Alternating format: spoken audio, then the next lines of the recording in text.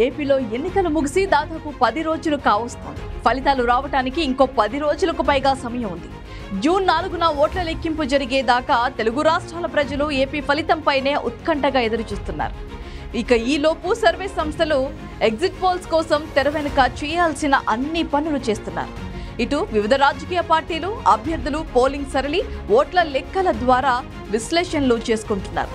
ఏ వర్గం ప్రజలు ఏ పార్టీకి, ముఖ్యంగా ఏ నాయకుడికి ఓటు వేసి ఉంటారో అంచనాలు వేసుకుంటున్నారు. కొంతమంది సంపన్న అభ్యర్థులు దొరికిందే సమయమని విహారయాత్రలకు, విదేశీ టూర్లకు వెళ్తున్నారు.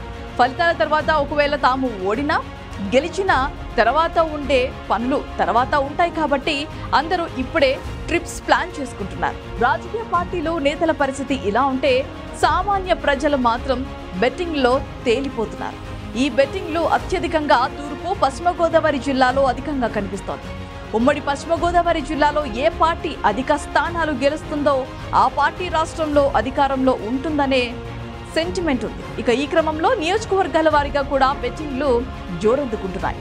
వాటిలో హాట్ టాపిక్ గా ఉన్నది పిఠాపురం. ఇప్పుడు ఎవరు గెలుస్తారని కాకుండా పవన్ కళ్యాణ్ కు ఎంత మెజారిటీ వస్తుందనే అంశంపై బెట్టింగ్లు జోరందుకుంటున్నాయి. అధికంగా పందాలు కూటమి అభ్యర్థులకి అనుకూలంగా బెట్టింగ్ రాయిళ్లు కనుసన్నట్లుగా తెలుస్తుంది. ఎవరిని మాట్లాడించినా కూటమికి అనుకూలంగా పలానా సొమ్ము పందెం కాసానని పలువురు చెబుతున్నారు. ఆఖరికి ఇలా కూటమికి అనుకూలంగా ఉన్న వాతావరణాన్ని జగన్ అనుకూల మీడియా తట్టుకోలేకపోతుంది.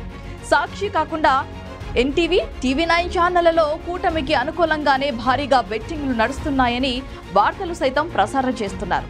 మరోవైపు ఈ బెట్టింగ్లతో అభ్యర్థులు కూడా సతమతమవుతున్నారు.